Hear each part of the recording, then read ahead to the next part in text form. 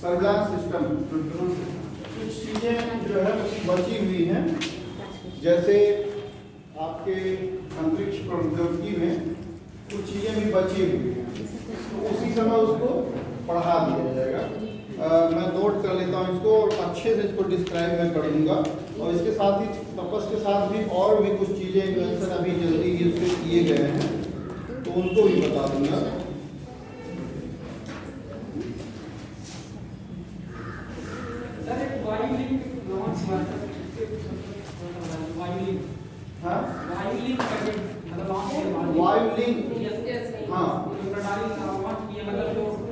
मतलब अगर सेना कहीं फंसी हुई है, मतलब ऐसे मान के नाम से कम्युनिकेशन नहीं हो पा रहा है, तो उसके लिए उसके बारे में कुछ थोड़ा बता दीजिए। वायुलिंक और चीजें बताते जाइए हमें सर। स्मार्ट मिशन जब तक पूरा कॉन्सेप्ट क्लियर नहीं होता है, जब तक हम उसको ठीक से देख नहीं लेंगे, तब तक उसके बारे में कुछ कहना सही नहीं है ना। एक ऑस्ट्रेलिया के वैज्ञानिकों ने सर नया कोर खोजा मतलब पृथ्वी के अंदर नया कोर है। हाँ सर उसके बारे में कुछ डिस्कस कर दीजिएगा।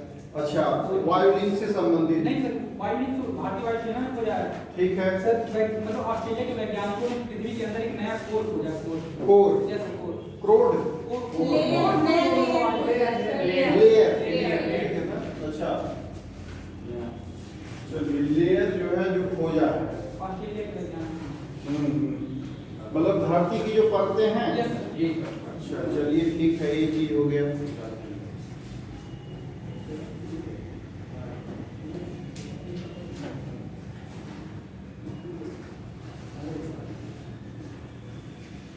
ट्रेटिकाइट कोई सिस्टम होता है सर, उसको बता दीजिए सर। ट्रेटिकाइट क्या? ट्रेटिकाइट FRATRICID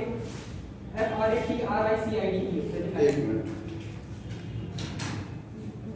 MRA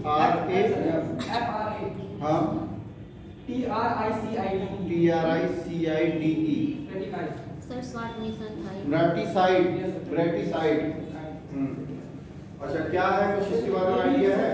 ये भी वायुलिंक से जुड़ा हुआ है। वायुलिंक से देखिए है क्या कि हम तो सारे कॉन्सेप्ट हमें पता है। जैसे अभी मान लीजिए कि पृथ्वी सीरीज का, अग्नि सीरीज का, किसी सीरीज का कोई आ जाता है, कोई मिसाइल या कुछ भी जो है, तो उसके बारे में एक बार को हमें देखना पड़ेगा कि किस सीरीज से संबंधित है, तो फिर हम उसको डिस्क्राइब कर सकेंगे क्या चीज़ें उसमें नई आई। अभी जैसे मैंने आप लोगों को बताया उसके बारे में, ये जो सिस्टम था हमारा अलग से रडार सिस्टम, जो क्या नाम था उसका,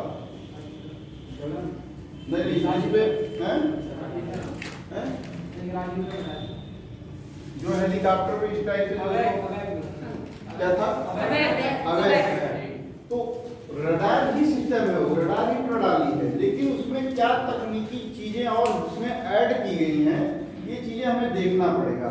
इसमें दो चीजें थी, एक तो क्या था, मॉड्यूल था, PR मॉड्यूल, दूसरा क्या था उसमें कि वो किस बैंड पे आधारित है।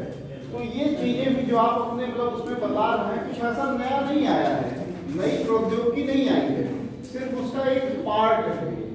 तो इसमें और क्या चीजें इंक्लूड की गई हैं अभी लेटेस्ट में, तो मैं इनको ठीक से जरा सा देख लूंगा, और क्या क्या इसमें प्रौद्योगिकी उसमें डेवलप की गई है, क्या क्या उसमें और कुछ जोड़े गए हैं, और क्या उसमें कुछ नया है, उसको मैं आपको डिटेल में बता दूंगा।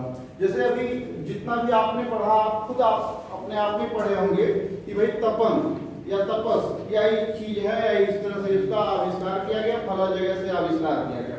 इट इज नॉट एनफ, ये आपके लिए पर्याप्त नहीं है। लेकिन जब आप उसके प्रौद्योगिकी को समझेंगे, जब आप उसके टेक्नोलॉजी को समझेंगे, क्या उसमें क्या क्या चीजें नई आई और उससे सिमिलर क्या इसके पहले थी, तो आपको कॉन्सेप्ट ज्यादा क्लियर हो जाएगा। तो ये सारी शब्दावलियां मैं सुना तो हूँ, जानता भी हूँ लगभग, लेकिन मेरा कुछ बताना, इस तरह से अधूरा ज्ञान देना, ये खतरनाक आपके लिए भी होगा और मेरे लिए भी होगा। तो अधूरा ज्ञान जो है काफी खतरनाक होता है। तो अच्छा है आपने मुझे बताया ये सारी चीजें। मैं वही सोच रहा था कि 5 मिनट या 10 मिनट हम नई प्रौद्योगिकियों से जो है रूबरू होंगे, तो कुछ ऐसा एडजस्टमेंट किया जाएगा। अभी तो हम मतलब एक हमें एक मतलब वो दे दिया गया फाउंडेशन, मैंने जिक्र किया था, इतने समय में आपको इसको फिनिश करना।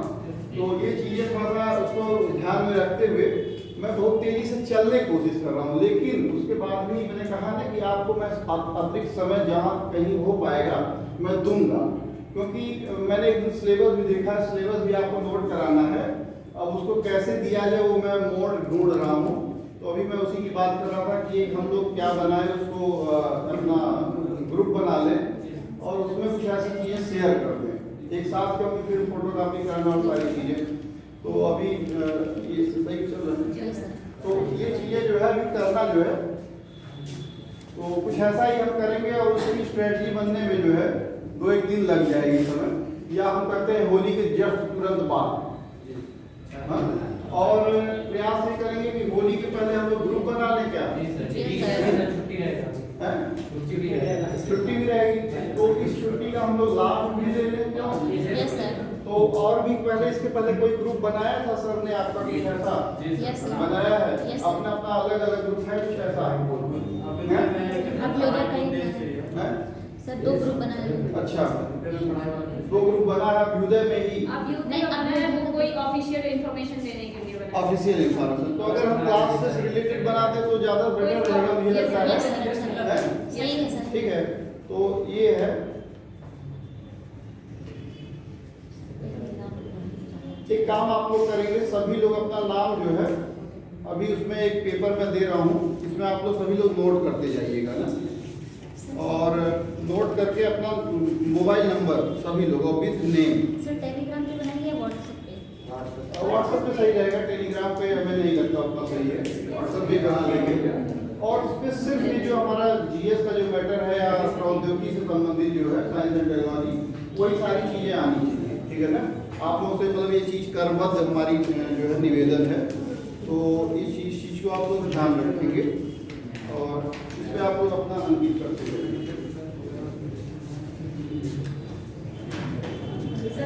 समझते भी जाइए और करते भी जाइए। अल्ट्रासेट के बारे में भी बता दीजिए। अल्ट्रासेट, ठीक है। ये टेलीस्कोप है। हाँ, हाँ।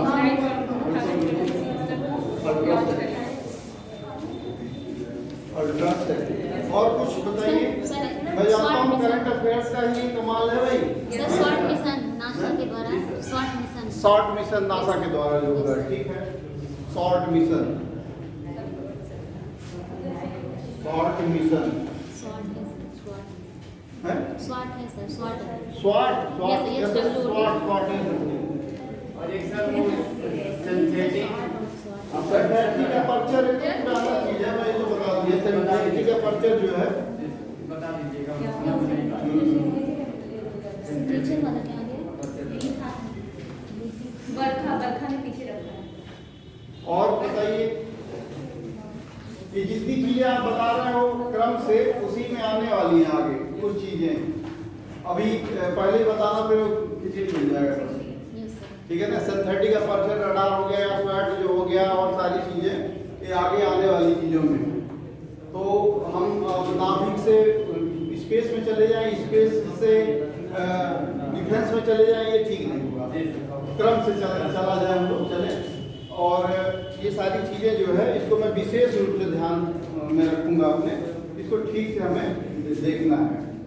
और कुछ है भाई बताइए, करंट में और आप लोग क्या लेकर आए? सर ये मेरा है सर, इसमें जो शॉर्ट मिशन मैंने पूछा इसके बारे में मुझे ज़्यादा वो डिटेल नहीं मिला था। हाँ, इसलिए हाँ। मैंने थोड़ा इसके बारे में लिख दिया। सर करंट के बारे में करंट में बहुत है, बहुत है। ऐसे बहुत आप लोग लेकर आए हैं। ये सब 5 टॉपिक लगभग। अच्छा अच्छा, चलिए वेरी गुड।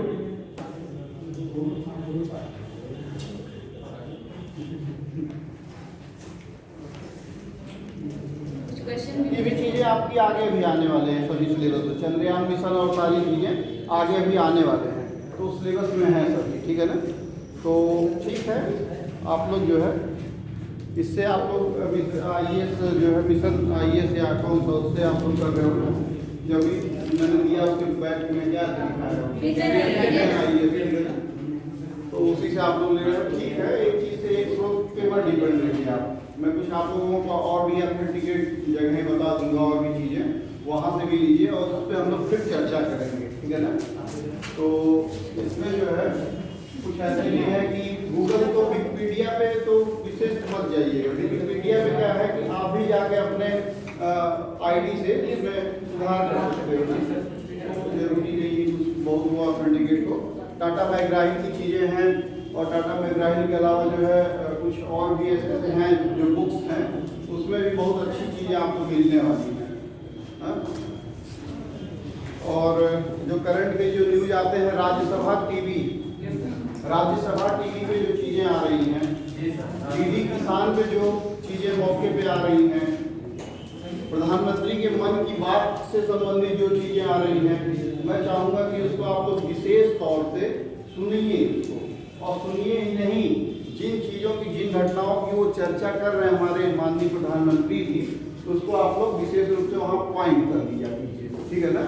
तो वो चीज़ें मान के चलिए कि हमारे लिए यूजफुल हैं, और वो हमारे ब्यूरोक्रेट्स ही नहीं, हमारे एक्सपर्ट भी इसको बहुत विशेष रूप से सुनते हैं उसको, ठीक है ना। वो क्या करते हैं, फिर वही उसका अप्लाई करेंगे, वो एप्लीकेशन तो ही होगा ना जो सुन रहे हैं। तो ये सारी चीज़ें भी आप लोगों को सुनना चाहिए। तो ये प्रॉपर मैं वो सारी चीज़ें मैं बताता रहूँगा, और बनने के बाद जो है लिंक मैं उसको शेयर भी करता रहूँगा, कुछ लिंक भी आप लोगों को, कि उससे संबंधित आप लोग चीज़ें देखिए, फिर मौका लगेगा तो उससे रिलेटेड क्वेश्चन भी पुटअप होंगे, ठीक है ना। क्योंकि भाई उस चीज़ को मैं भी देखा रहूँगा ना, तो आपको जो मैं भेजूँगा तो उसको आप देखिएगा। देखिए ऐसा नहीं बहुत ज़्यादा थोप दिया जाए, उसमें थोपना नहीं है, हमें उतना ही जानकारी देना है जितना हमारे सिर्फ काम का है। बाकी पूरी लाइफ बची हुई है बहुत सारी जानकारियों को कलेक्ट करने के लिए, ठीक है ना। बहुत जरूरी नहीं है कि हम बहुत महान और प्रकांड विद्वान इसी समय बन जाएं। जितनी हमें सिलेबस की संबंधित जो चीज़ें हैं उतना ही हमको पढ़ना भी है, ठीक है ना। तो चलिए ये सब तो खैर काम की बातें हुई थोड़ी सी, और हमारी टेक्नोलॉजी भी है, नैनो टेक्नोलॉजी ये सब चीज़ें भी आपके आगे आने वाले हैं। मैं सिलेबस आपको नोट करा दूंगा, आप लोगों की डिमांड भी थी। लेजर टेक्नोलॉजी है, नैनो टेक्नोलॉजी है, आर्टिफिशियल इंटेलिजेंस है, बहुत सारी चीज़ें हैं। अभी जब मैं काउंट कराऊंगा तो आप लोग देखेंगे कि जैसे मैं अभी उसमें डिफेंस में मैंने नोट कराया था पॉइंट, तो हाँ पॉइंट, उसमें भी अभी 2-1 पॉइंट अभी और बचे रह गए। तो आप समझिए कि वैसे 6 आपके पास हैं, 6 या 7 हैं अभी आपके पास। अब आप समझ सकते हैं कि डिफेंस में जितने पॉइंट मैंने नोट कराए थे उसी टाइप से 6 या 7 टॉपिक्स हैं आपके पास। ये सभी चीज़ें जो आप बता रहे हैं ना, ये सभी अलग अलग हैं उसमें। तो थोड़ा सा हमें अपने माइंड को उसमें साफ रखना पड़ेगा, बहुत समझना पड़ेगा केयरफुली, ठीक है ना। तो मान के चलिए कम से कम फ्री में अगर दिया जाए तो कम से कम 15 या उसमें कवर करता है, ठीक है ना। 15 के आसपास में इसमें कवर करता है, और मेंस में तो खैर आपको लिखना ही है। हाँ, तो उसी हिसाब से जो है GS first, GS second, GS third, इस तरह से जितने पेपर्स हो रहे हैं उसमें पूरे आपको लिखने ही है। तो डिस्क्रिप्टिव टाइप में अगर हम पढ़े रहेंगे तभी तो हम समझ पाएंगे ना उसको, क्या क्या चीज़ें उसको लिखेंगे। अब भाई हमने बताया आपको टीआर मॉड्यूल के बारे में, एस बैंड, पी बैंड, और जितने भी बैंड हमने बताए थे एल बैंड, तो आपको उसको भी बताना ही है। वहाँ पे आपके पास अगर इस तरह से आ गया, मान लीजिए ये क्या था वो ग्राफ बना के भी दिखाना पड़ेगा। ग्राफ नहीं, ग्राफ जैसे फिगर एक तरह से मतलब आपको ड्रा करके दिखाना पड़ेगा। जैसे मान लीजिए उससे रिलेटेड आ गया कि आप इससे क्या समझते हैं, ये चीज़ें क्या हैं, तो उसको आप क्या करेंगे, उसको आप मतलब फिगर से ड्रा करेंगे। ड्रा भी कर सकते हैं, या समझाने के लिए जरूरी नहीं पूरा हेलीकॉप्टर बनाइए, पूरा उसमें लगा हुआ रडार बनाइए। कुछ चीज़ें जैसे इसमें क्या है कि इस तरह से ये चीज़ें दिखा सकते हैं, इसमें दिखा सकते हैं जो इस तरह से पॉइंट पॉइंट डॉटेड है, ये क्या है, टीआर मॉड्यूल्स है, टीआर मॉड्यूल्स है। और फिर उसको किस बैंड पे काम कर रहा है उसमें बैंड वगैरह भी दिखाने पड़ेंगे, तो इस तरह से बैंड भी दिखाने पड़ेंगे। इस तरह से ये हो गया पी बैंड, एस बैंड, ई बैंड, फिर एल बैंड, और फिर आपको ये चीज़ दिखाना पड़ेगा कि इसमें जो सबसे प्रभावी और शक्तिशाली है वो कौन सा है, एल बैंड है। तो ये चीज़ें आप उसको डिस्क्राइब करोगे तब उसको समझ में आएगा कि ठीक है, बच्चे को इस चीज़ की अंडरस्टैंडिंग पूरी तरह से समझ है, ठीक है ना। और फिर इतने से देखिए वनडे एग्जाम में तो आप जाओगे नहीं, मतलब कर सकते हो आप उसको भी, लेकिन आपका ये वनडे एग्जाम तो है नहीं, आपको इसमें पूरा डिस्क्राइब भी करना पड़ेगा इन फ्यूचर बेस में भी और प्री में भी। तो आपको उतना नॉलेज तो आपको रहना ही चाहिए। आजकल क्या पूछ रहा है कि क्वेश्चन का नेचर कैसा है, देखिए कि चारों ऑप्शन के बारे में जब तक आप नहीं जानेंगे तब तक पांचों आप नहीं समझ सकते। आपको जानना पड़ेगा पांचों चारों आपका ऑप्शन, तभी आप मतलब देखिए नॉलेज लेवल। पहले क्या था कि आप रिकॉग्नाइज कर लेते थे कि नहीं ये तो नहीं होगा, ये नहीं होगा, बी नहीं होगा और इसमें सी भी नहीं होना चाहिए, तो चलो डी होगा। लेकिन आज के डेट में आपको क्या करना पड़ेगा कि ए बी सी डी सभी के बारे में आप नॉलेज रखोगे तभी आप अभिकथन और तर्क भी आते हैं ना। Yes sir. तो उसमें अभिकथन तर्क आप कैसे समझ पाओगे? भाई आपको दे देगा साइंस एंड टेक्नोलॉजी में। देखिए बहुत मैं इंपॉर्टेंट बात कर रहा हूँ यहाँ, ध्यान रखिएगा इस चीज को। जो अभिकथन और तर्क है तो उसमें क्या है कि कोई चीज आपको एक अभिकथन दे दिया जाएगा और उसके बारे में जो बातें वो कहेगा क्या उसी पे सटीक चीजें सेकंड वाला जो टॉपिक वो दिया रहा पॉइंट तर्क का वो उस पे सटीक है, क्या उसी को उसी की वो पुष्टि कर रहा है? ये चीज हमें ध्यान देना। एक मैं बताऊंगा आपको कुछ अभिकथन और कुछ तर्क को भी मैं लेके आऊंगा क्वेश्चन आंसर, तो उसमें आप लोग समझ सकेंगे कि वास्तव में ये चीजें सही हैं। हाँ, तो कोई भी उदाहरण ले लीजिए कहीं से भी, अभी रूस की बात ले लीजिए। 1971 में एक मैत्री संधि हुआ भारत का रूस के साथ, तो मैत्री संधि में उसमें बहुत सारी चीजें जबकि उस समय शीत युद्ध चल रहा था। शीत युद्ध के दौर में और वही भारत जैसा देश जो कि एक नॉन अलाइंड कंट्री हुआ करता था। भाई भारत, मिस्र और ये कौन एक और यूगोस्लाविया, इन तीनों ने क्या किया नॉन अलाइनमेंट का बेलग्रेड में। इसमें किस समय बताइए? 1961 में। ठीक है, इन्होंने क्या किया एक अपना नॉन अलाइनमेंट ग्रुप का अपना वो बनाया कि हम भाई शीत युद्ध में न अमेरिका की तरफ हैं और ना ही रशिया की तरफ है, हम अपना एक अलग मतलब। तो उसमें कुछ लोगों ने आलोचकों ने या कुछ जो क्रिटिसाइज करने वाले जो लोग हैं उन्होंने ये कहा कि मतलब ये तीसरा गुट बन रहा है जो शीत युद्ध। इसमें शीत युद्ध के दौरान जब नॉन अलाइन का मैटर हुआ तो उसमें क्या कहा आलोचकों ने कि मतलब ये है कि इससे दोनों से हट के ये तीसरा गुट बन रहा है, जबकि मतलब सिर्फ इसमें ये था भारत का या ऐसे जो दो राष्ट्र और जुड़े, नेहरू, नासिर और टीटो, ठीक है, इन तीनों का मतलब इनका ये कहना था कि हम ऐसे राष्ट्र हैं जो किसी के भी मामले में नहीं पड़ने वाले हैं। हम अपने आप में खुद के अपने हम अभी वैसे विकासशील हैं और उभरते हुए राष्ट्र हैं जो लूटे पड़े थे भारत जैसे देश तमाम आक्रांताओं के द्वारा, तो हम इसमें बिल्कुल नहीं पढ़ना चाहते। हम किसी की तरफ से ना हाँ और ना ही नहीं कुछ नहीं कहने वाले हैं। हम अपने आप में खुद अपनी प्रगति में देखना चाह रहे हैं, ना कि हम किसी के मैटर में कोई दखलंदाजी करें। जो जिसका मामला हो अपना खुद समझ लें। आप लोग खुद अपने आप में सक्षम हैं, तो ये मतलब था। लेकिन उसमें कुछ लोगों ने क्या किया, उसको दूसरा मोड़ देना शुरू किया कि भाई ये तो इनका अलग गुट है। हाँ? अभी आप सोच लीजिए क्वाड कंट्रीज के बारे में, ठीक है, क्वाड कंट्रीज को भी लेके यही कहा गया बार बार। क्वाड को ही छोड़िए, हम कहते हैं सार्क को लेके यही कहा जा रहा है बार बार। सार्क को भी छोड़िए, बिम्स्टेक और जो भी और बन रहे हैं उसमें भी यही सारी समस्याएं। मतलब कहने वालों की क्या तो है, लेकिन देश जो प्रगति करना चाहता है वो क्या करता है, वो अपना खुद का अपने आप में काम करता है। वो करने वाले जो भी कहें उस पर ना ध्यान देंगे, जो अपने आप को जो काम करना है वो काम हमें करना है। तो ठीक है, ये तो खैर अलग चीज हुआ थोड़ा सा। तो वही मैं कह रहा था अभिकथन और तर्क की बात। तो अभिकथन अगर आपको दे दिया जाएगा कि भारत इस तरह से मैत्री संबंध 1971 में रूस से हुआ और उसकी जो है रणनीतियां इस तरह से रही कि वो विकास की तरफ अग्रसर रहे, ठीक है, ये तो हो गया आपका एक अभिकथन। और उसमें तर्क कुछ और दे दिया कि जैसे अमेरिका के और जो यूरोपीय कंट्री जो थी वो बहुत प्रेशर के बावजूद भी रसिया के ऊपर भारत ने अपना साथ जो है नहीं छोड़ा, मतलब भारत का साथ रसिया ने नहीं छोड़ा। तो ये क्या हो जाएगा, उसको ये क्या करता है, सपोर्ट करता है। ये जो तर्क वाला जो मैटर है ये उस कथन को सपोर्ट कर रहा है जो हमने अभिकथन कहा कि भाई इस समय में इसकी संधि हुई और इस तरह से रसिया ने उसको विकास की तरफ अग्रसर किया भारत को। और जो दूसरा कथन जो कहा गया वो पहले वाले कथन का तर्क मतलब सपोर्ट कर रहा है। जैसे कहा जाए कि विकास, मैं कहता हूँ विकास जो है अपने घर पे गए और उन्होंने वहाँ पे जाके मतलब अच्छी खासी अपना व्यवस्था किया, लोगों के मेहमान के बुलाया लोगों को, और इसी तरह से उनकी मेहमानबाजी उन्होंने किया और अच्छी व्यवस्था उन्होंने किया।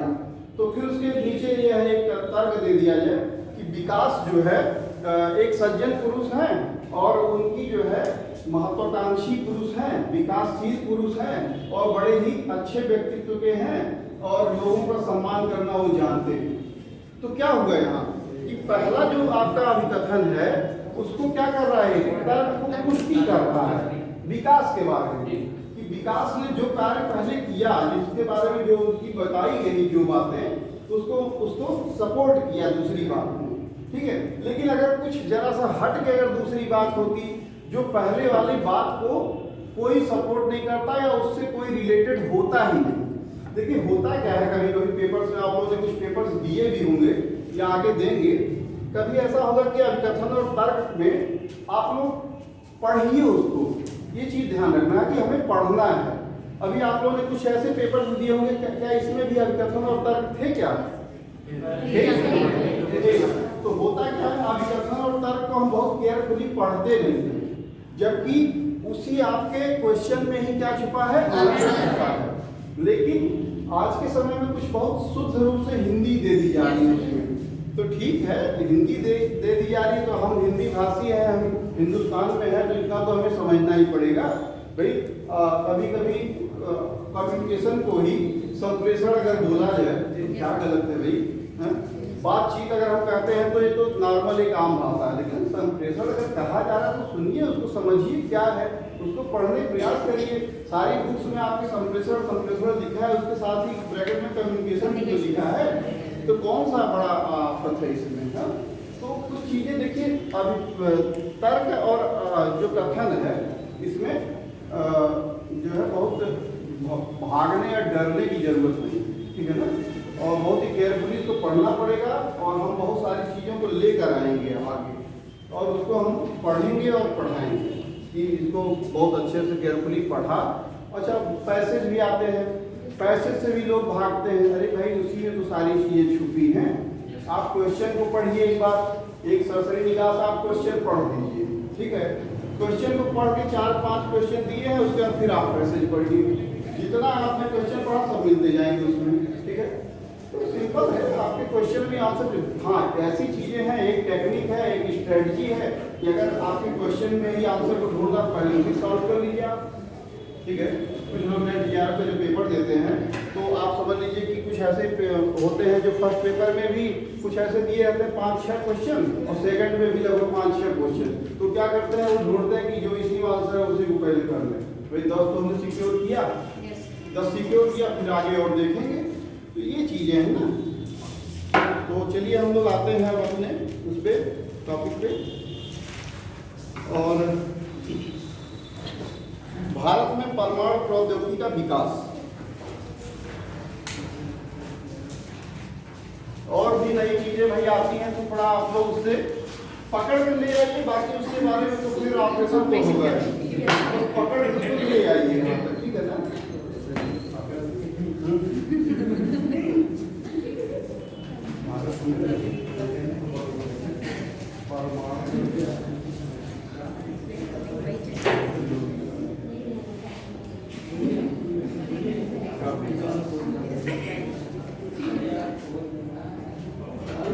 इसको कहीं से भी मिल जाता है, उसको ले आइए, देखा जाएगा, उसका ऑपरेशन किया जाएगा, ठीक है ना। उसको जाने नहीं देंगे भाई, उसके बारे में ठीक से हम समझेंगे, ठीक से हम जानेंगे क्या चीज़ है। हो सकता है जब करंट की जो चीज़ें दौड़ रही हैं तो वहीं भी प्रकट हो जाए, पेपर में प्रकट हो जाएंगे, तो फिर उसके ऑपरेशन जब हम किए रहेंगे तो फिर हम ठीक से जानेंगे ना, डिस्क्रिप्टिव में भी हम उसमें समझ सकेंगे। तो भारत में जो न्यूक्लियर प्रौद्योगिकी के जो जनक थे वो कौन थे भाई? परमाणु प्रौद्योगिकी के जो जनक थे डॉक्टर होमी जहांगीर भाभा, ठीक है, डॉक्टर होमी जहांगीर भाभा परमाणु प्रौद्योगिकी के जनक थे। और एक नाम और नया थोड़ा सा निकल के आ रहा है, अभी हम लोगों ने चर्चा उनका नहीं किया। डॉक्टर टेसी का तो किया, थॉमस टेसी, और कुछ और लोगों का किया, लेकिन एक नाम है डॉक्टर राजा रमन्ना। ठीक है, डॉक्टर राजा रमन्ना, ये कौन है? कोई आइडिया है आप लोगों को? Doctor Raja Ramanna atom bomb के जनक थे, ठीक है ना। और ये कौन थे? न्यूक्लियर प्रौद्योगिकी के जनक थे, डॉक्टर होमी जहांगीर भाभा।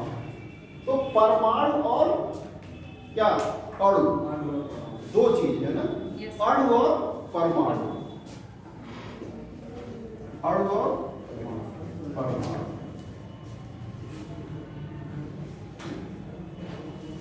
परमाणु के कौन थे?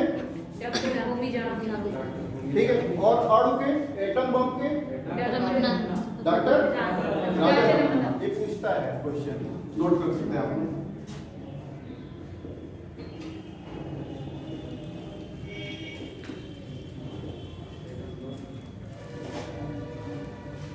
सर जो विज्ञान के जनक है वही रमन्ना है। विज्ञान के जनक, कौन से विज्ञान के जनक? फादर ऑफ साइंस बोला जाता है रमन्ना। देखिए साइंस के कई पार्ट हैं, ठीक है ना। नहीं तो अगर हम एटम बम, एटम मतलब उसकी बात अगर हम करें, अणु जो है विज्ञान की, एटम एटॉमिक साइंस की, तो सिंपल सी बात है वही, ठीक है ना। तो अच्छा, परमाणु और अणु के बारे में मैं आपको बताऊंगा। एटम क्या है, न्यूक्लियर क्या है, जब उसकी बारी आएगी वहां पे, ठीक है ना। तो ये सब चीजें, अच्छा इलेक्ट्रॉन, प्रोटॉन, न्यूट्रॉन, ये सब चीजें आप लोग जान ही रहे हैं। Yes, sir. नहीं जान रहे हैं तो उसका कॉन्सेप्ट भी मैं क्लियर कराऊंगा, क्या क्या चीजें हैं, कैसे हैं, ठीक है ना। जैसे अभी मैं थोड़ा सा मैं बता देता हूँ, चलिए, जब न्यूक्लियर और एटम की बात चली ही तो हम थोड़ा सा बता देते हैं उसको। कुछ चीजें थोड़ा सा आप लोग बेसिक समझ रहेंगे तो आगे समझने में थोड़ा सा मदद मिलेगा।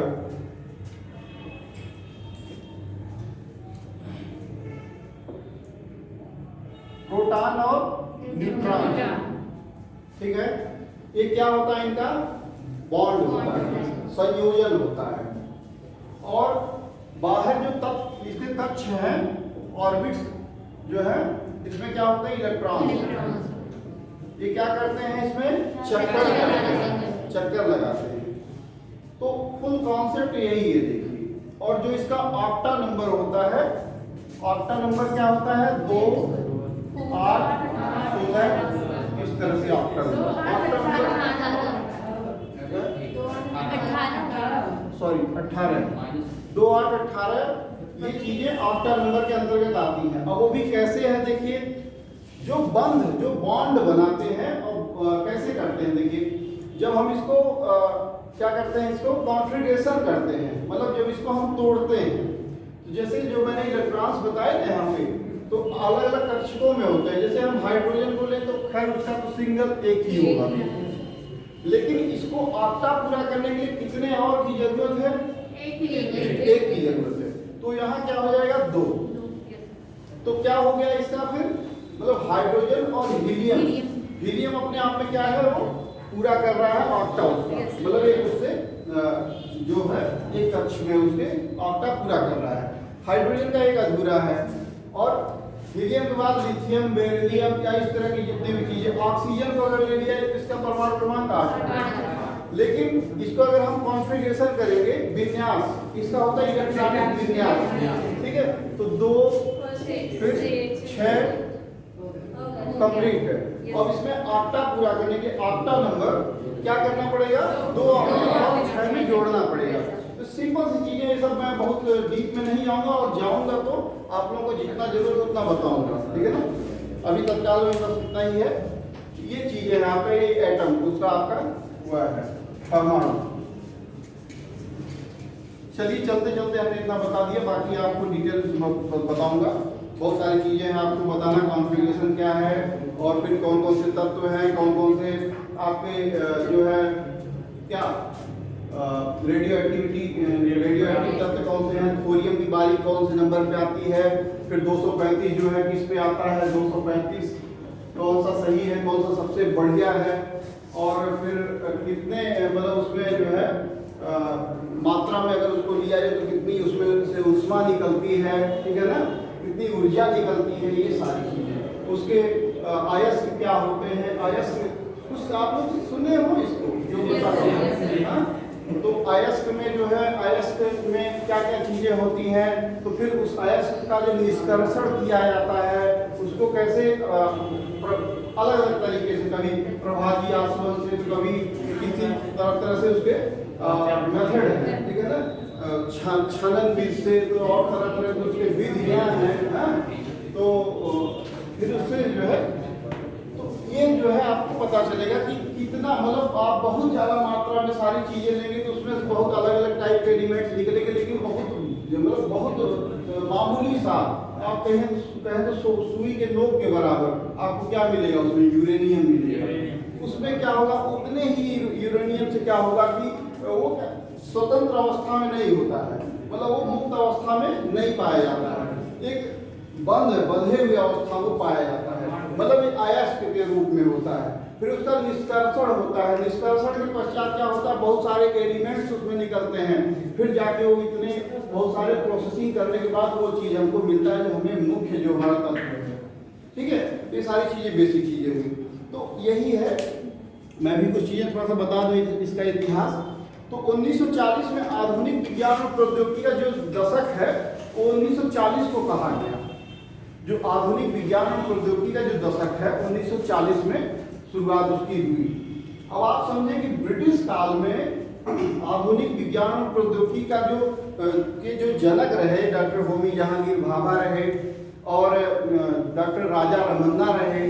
तो इन्होंने क्या किया कि 1942 में, मतलब जो नोट कर लें इसको, 1940 में आधुनिक विज्ञान और प्रौद्योगिकी का दशक रहा।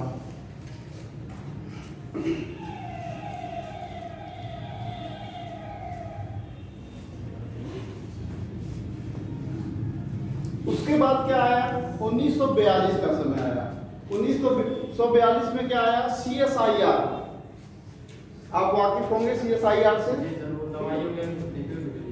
सिर्फ दवाई ही नहीं, उसमें मैं और भी चीजें बताता हूँ, सिर्फ दवा तक ही हाँ मैं बताता हूँ। Council of scientific and industrial research, council of scientific and industrial research, वैज्ञानिक एवं औद्योगिक अनुसंधान परिषद, काउंसिल ऑफ साइंटिफिक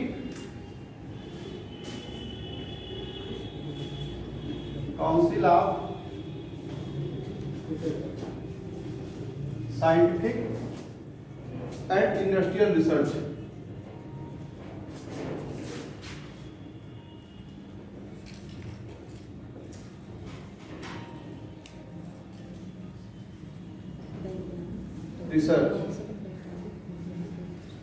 वैज्ञानिक एवं औद्योगिक अनुसंधान परिषद।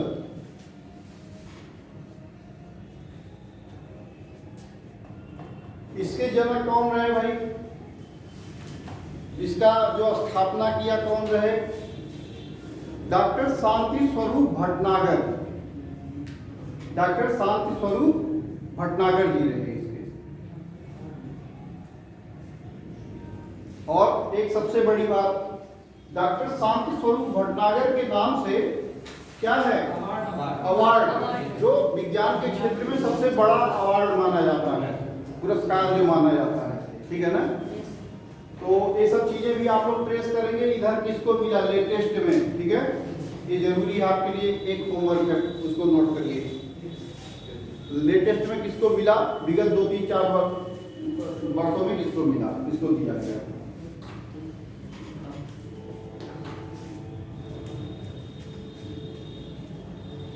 इनके नाम से विज्ञान के क्षेत्र में सबसे बड़ा पुरस्कार डॉक्टर शांति स्वरूप भटनागर जी के नाम से है। अच्छा, अब एक चीज और है, यहां से मॉडर्न साइंस का युग शुरू हुआ। इसके पहले देखिए बहुत सारे युद्ध लड़े गए, चाहे हम कहते हैं वैदिक काल, फिर मध्यकाल, फिर आधुनिक काल। तो वैदिक काल में क्या होते थे भाई, मानव सभ्यता की एक वो हुई, आदिमानव के काल के बाद से फिर कुछ सभ्यताएं धीरे धीरे हुई, पत्थर से कैसे चिंगारी और तरह तरह के कौन कौन से जो खनिज और क्या क्या चीजें, कौन कौन से तत्वों का खोज हुआ, कौन कौन से कैसे आया, फिर युद्ध कैसे उस समय होते थे पाषाण युग में। हाँ, तो ये आप लोग लगभग जानते होंगे, इतिहास के लोग भी बहुत अच्छे से जानते होंगे किस तरह से युद्ध होते रहे। अश्वारोही सेना, घोड़ा से घोड़े से, फिर उसके बाद पैदल सेना, भाले, तलवारें और बर्छा, ऐसे कैसे हथियार उसमें उस समय हुआ करते थे। फिर कौन कौन से, अच्छा वैदिक काल में देखिए एक तरह से टेक्नोलॉजी और साइंस भी अपने आप में बड़ी अनोखी ही थी उस समय। संजय, महाभारत का युद्ध हो रहा है और धृतराष्ट्र को जो है संजय सारी चीजें पूरा यथा स्थिति वो बता रहे हैं उनको, ठीक है। तो कैसे बता रहे हैं भाई, कोई या तो टेलीस्कोप के माध्यम से बता रहे होंगे, बहुत ऊंचे पे कहीं दुर्ग या किले पे बैठे रहे हों, वहां टेलीस्कोप से देख रहे हैं और बता रहे हैं महाराज किस समय दुर्योधन मारा गया, ठीक है। तो ये चीजें हैं।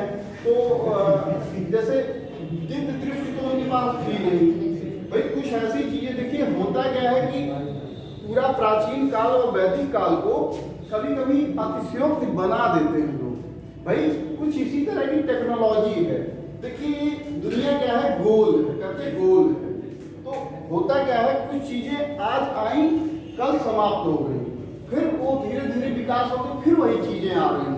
तो जो उस समय था वो आज फिर धीरे धीरे हम उसको सभ्यता मानो इतना आगे उन्मुख हो रहा है विकास की दिशा में कि फिर वही चीज ढूंढ ले रहा है। कहा क्या गया कि अरे भाई हम तो दूर देश से बैठे हुए बात कर ले रहे हैं, 7 समुंदर से वो वहां से हेलो कह दे रहे हैं, हम यहाँ से हाय बोल दे रहे हैं ना, तो कैसे ही संभव है। अच्छा उस समय भी क्या होता था, वही टेक्नोलॉजी आई, क्या कुछ अलग थोड़े था। लेकिन देखिए होता क्या है कि वैदिक समय में और आज के समय में अगर कंपेरिजन किया जाए तो आज की कोई बड़ी अनोखी चीज नहीं है। जैसे ही अभी हिग्स बोसोन गॉड पार्टिकल्स के बारे में आप लोगों ने सुना है, गॉड पार्टिकल की भी खोज कर लिया। तो जो भी घटनाएं, अब मैं उसकी तरफ जा रहा हूँ थोड़ा सा, क्या उसको क्या कहते हैं, कौन सा आपका ये है, मतलब ज्योग्राफी नहीं है, अध्यात्म की तरह, मतलब गॉड पार्टिकल्स है, संयोग को माना जाए, यहाँ संयोग हो गया। अरे भाई गॉड पार्टिकल है तो कुछ भी हो सकता है, बाल बाल बच गए, कैसे बच गए, अरे वो तो ईश्वर की कृपा रही कि हम बाल बाल बच गए। तो देखिए उसमें भी वैज्ञानिकों ने खोज निकाला, हिग्स बोसोन गॉड पार्टिकल का भी खोज निकाला कि तत्वों में जो है, जो एक एक जो कण है, एक एक अणु है, परमाणु है, उसमें क्या है, एक पृथ्वी का वास, ईश्वर का वास है, वो गॉड पार्टिकल के रूप में ढूंढ निकाला उसमें। एक एक कण, कहा गया कण कण में है भगवान, तो गॉड पार्टिकल हिग्स बोसोन उसका नाम दिया गया, हाँ, गॉड पार्टिकल के रूप में। तो ये चीजें हैं ना, आप उसके भी बारे में बताऊंगा। हिग्स बोसोन आपके उसमें सिलेबस में भी होना चाहिए क्या चीज है। तो देखिए कहीं से चीजें अधूरी नहीं है, वही सारी साइकिल है, साइकिल में फिर से वही सारी चीजें फिर से आ रही हैं। उसको हम क्या कर रहे हैं कि जो चीजें हम सुनते थे वो चीजें हम समझ रहे हैं। इतने मैच की और कितने हाइपरसोनिक और कौन से क्रूज और मिसाइल्स बन रहे हैं, क्या उस समय भी तो थे वही सारी चीजें कि मारा और पूरी पृथ्वी हिल गई है। तो ये चीजें देखिए आज भी है। कभी ऐसा हुआ कि 1974 में जो टेस्ट हुआ, टेस्ट में क्या हुआ कि उसमें अंतर्राष्ट्रीय लेवल से यह बताया गया कि भाई रोक लगा हुआ है, और तो उसमें भाई हमारे जो लीडर्स थे उस समय श्रीमती इंदिरा गांधी और जो भी हमारे नेतृत्व ने यह है उसको किया कि हम एक अथॉरिटी लेते हैं, परमिशन लेते हैं कि जो भी हम कर रहे हैं वो शांति के कार्यों में हमें करना है या विकास के कार्यों में करना है। तो यल शेप में उन्होंने क्या किया, धरती को खोदा, मतलब खोदने का मतलब है कि गहराई तक खोदा और फिर नीचे नीचे उसको जगह बनाया कि जो भी विस्फोट हो रहा है उसके रेडियो जो एक्टिव जो एलिमेंट्स हैं वो कहाँ ऊपर में उठके वायुमंडल में, वो नीचे नीचे ही बिखर जाए। विस्फोट होने के बाद नीचे विस्फोट किया हमने, जिस तरह हम ऊपर की तरफ विस्फोट करते हैं वायुमंडल में, उस तरह वही विस्फोट हमने नीचे किया। और क्या किया, एल साइड में, मतलब एल शेप में हमने उसको, मतलब एक बार गहराई, फिर इस तरह से हमने किया कि जो भी एक्टिव जो एलिमेंट्स हैं वो नीचे नीचे बिखर जाए, तो उसका कोई प्रभाव वायुमंडल में न पड़ने पाए। तो इस तरह की तमाम चीजें हुई, तमाम उसके टेक्निक्स निकाले गए, तमाम आविष्कार किए गए, और बहुत सारे फुकुशिमा परमाणु संयंत्र का आपने घटना सुना, चेरनोबिल परमाणु हादसा आपने सुना, ठीक है। अभी यूक्रेन में, चेरनोबिल तो यूक्रेन में ही है ना, वहाँ का आपने हादसा सुना। तो ये क्या है, अभी कहा जाता है कि जो अमेरिका है वो मतलब ऐसे विकासशील राष्ट्रों के 10,000 गुने के बराबर उसके पास इतने हथियार हैं, इतने जो है परमाणु संपन्न जो वेपन्स हैं कि वो उस पर बैठा हुआ है एक तरह से। मतलब अगर अपने आप को कहते हैं ना कि उसके कौन था वो जो सर पे हाथ रखने वाला, भस्मासुर जैसे कि मतलब वो स्वयं के ऊपर अगर हाथ रख दे तो स्वयं ही भस्म हो जाने वाले हुए। तो क्या है, विकास के भाई इसी तरह से तो मानव का जो स्वरूप है, देखिए विकास कर रहा है और खुद ही भस्मासुर बन जा रहा है, खुद ही अपने आप को समाप्त कर ले रहा है। तो ये चीजें हैं कि अपने आप को वो समाप्त कर ले रहा है, विकास कर रहा है और फिर अपने आप को समाप्त कर रहा है, और फिर वही चक्र आएगा, फिर वही सारी चीजें खोज होंगी और फिर से वही सारी चीजें विकसित की जाएंगी। तो यही मानव सभ्यता में है, युद्ध से लेके और तमाम तरह की सारी चीजें, फिर वो एंड ऑफ लाइफ। तो इसमें क्या है कि आगे बढ़े आप लोग 1945 में TIFR Tata institute of fundamental research की स्थापना की गई। TIFR Tata institute of fundamental research.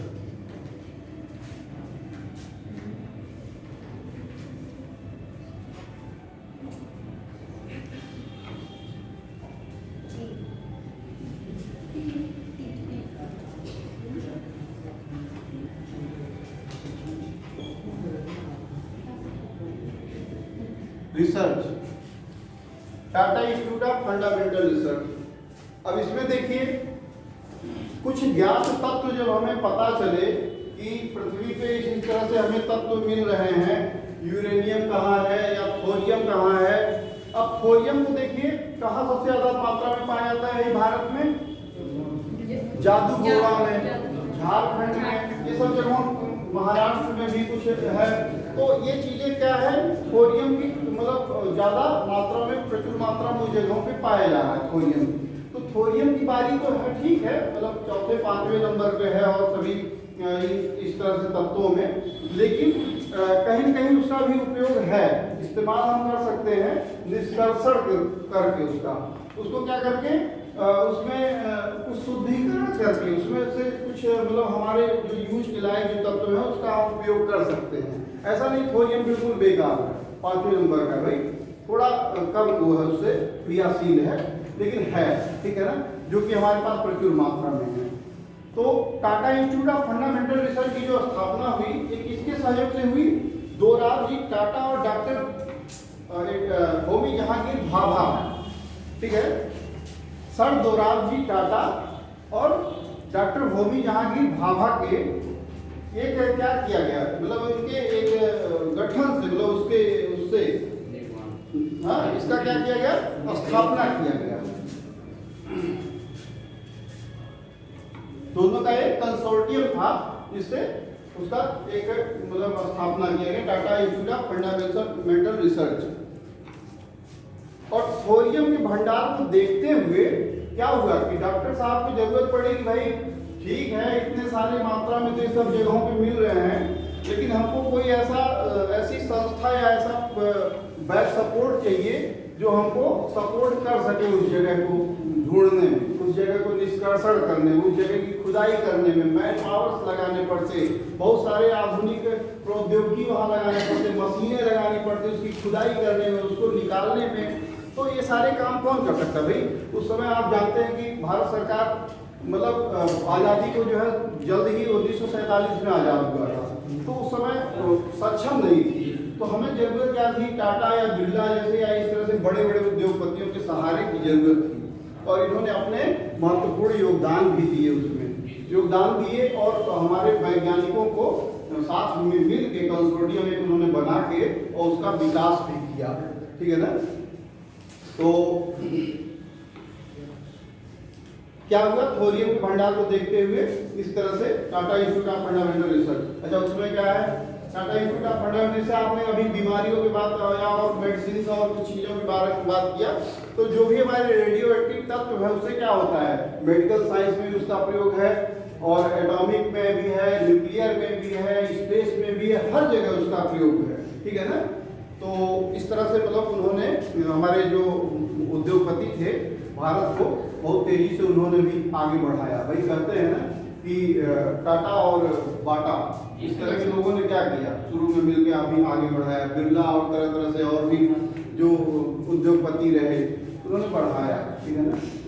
और एक और हो विजय माल्या जो था वो बटोर ले जो इन्होंने मेहनत किया वो इन लोगों ने बटोर ले, और कौन से 2-3-4 थे जो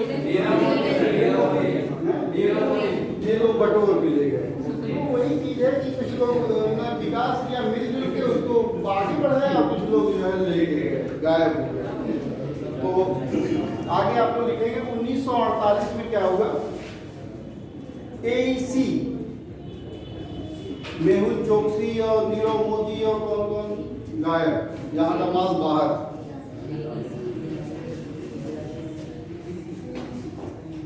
एटॉमिक एनर्जी कमीशन, परमाणु ऊर्जा आयोग की स्थापना हुई।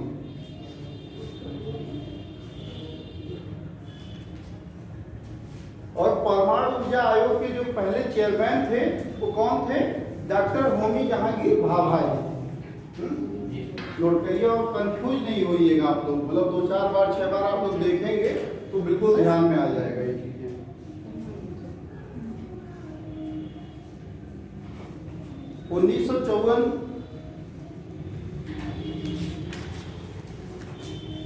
डिपार्टमेंट ऑफ एटॉमिक एनर्जी,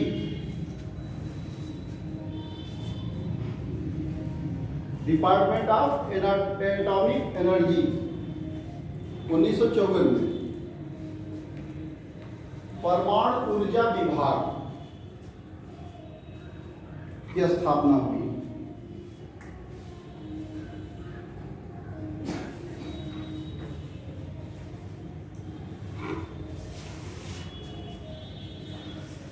ठीक है, तो इस तरह से जो है हमारा इतिहास रहा शुरू का।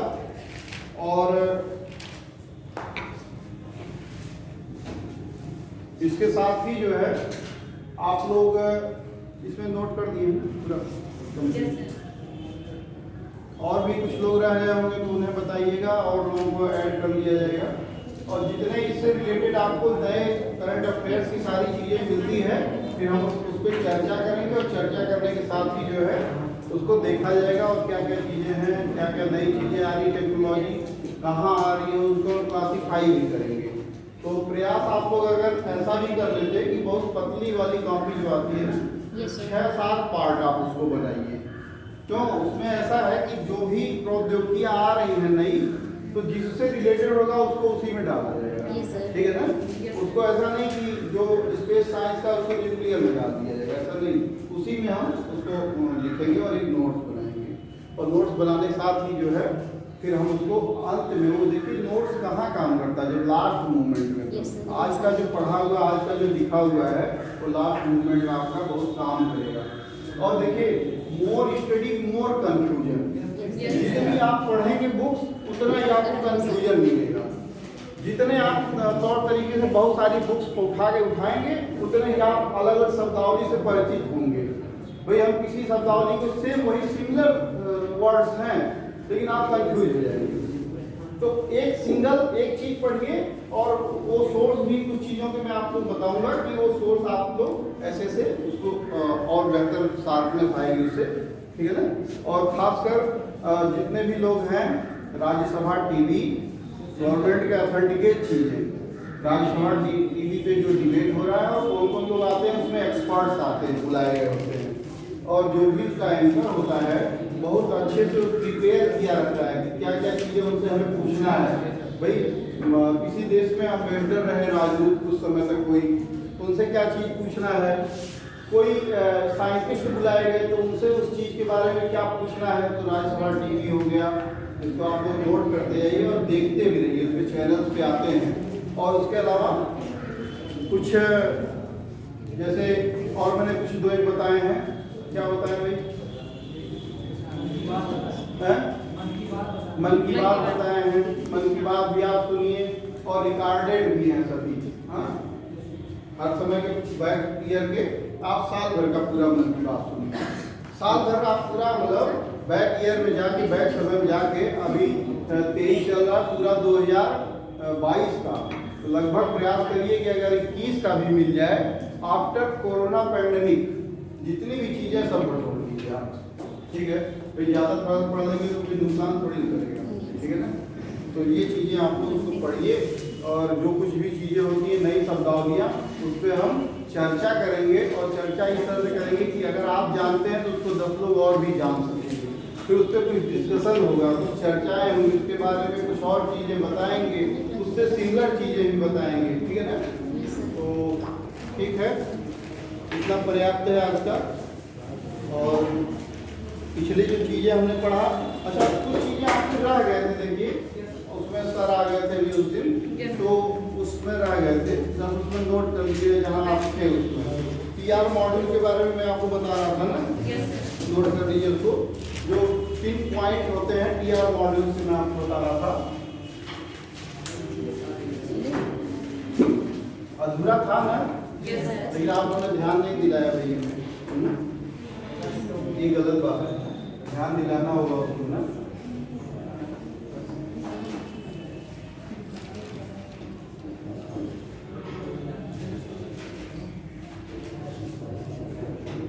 ये क्या है आपका, उस रडार का एक PR मॉड्यूल बनाया गया है, जिसमें 360 डिग्री तक का जो है कवरिंग एरिया है, 360 डिग्री हम पूरा उसको देख सकते हैं बिना रोटेशन के। मैंने बताया था रोटेशन करने में क्या होता है, प्लेन क्रैश हो जाते हैं, लेकिन इसमें एक ऐसा सिस्टम लगा दिया कि उसको मतलब एक छिद्र जैसे है, बिल्कुल छेद जैसे, लेकिन उसमें PR मॉड्यूल एक तरह का सेंसर है, और हर तरफ मतलब कहते हैं 10 दिशाओं में, हर एक स्तर से, लेवल ऊपर नीचे सब दाहिने बाएं हर स्तर से वो पूरा अपने रडार सिस्टम से काम कर रहा है। और कैसे, बैंड से, और किस बैंड से, L बैंड से वो काम कर रहा है, जो कि सबसे मतलब प्रभावी बैंड है।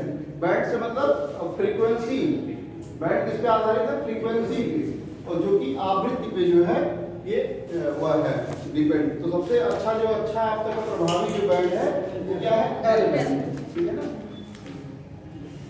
L बैंड पे बेस्ड है।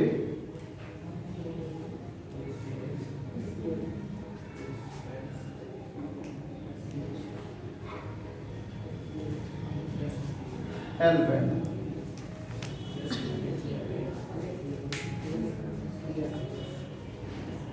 अच्छा इसमें बढ़ते क्रम में भी आप नोट कर लीजिए, S बैंड, C बैंड और L बैंड, मतलब सबसे अगर न्यूनतम स्तर का जो फ्रीक्वेंसी है वह है, तो क्या है, कौन सा बैंड है, S बैंड, उसके बाद क्या है, C बैंड है, उसके बाद क्या है, L बैंड, ठीक है ना। तो सबसे अच्छा जो बैंड वो है L बैंड। और एक चीज जो ये हमारा अवेक्स जो बनाया गया, अवाक्स जो है AWACS, अवाक्स जो बनाया गया वो क्या है, 2 अलग अलग देशों की प्रौद्योगिकी पर डिपेंड करता है। मतलब ये सिस्टम जो बनाया गया किसके, इजराइल का क्या है, रडार सिस्टम है, जो PR मॉड्यूल और ये सारी चीजें, बैंड L बैंड जो सारी चीजें लगाई गई है, किसका है, इजराइल की देन है। और जो ये विमान है, कौन सा विमान है, ये विमान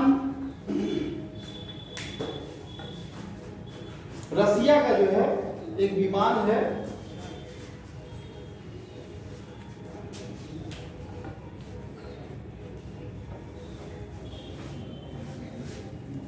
IL-76 रूस की IL-76 ये विमान है जिसपे इस टाइप का रडार फिक्स किया गया है। ये रडार प्रौद्योगिकी किसकी है? इजराइल। ठीक है ना? Yes. तो ये कंप्लीट हुआ आपका।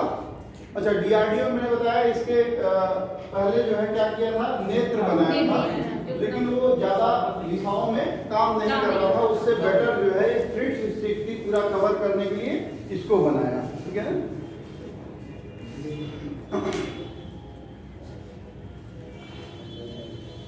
चलिए कंप्लीट हुआ और आगे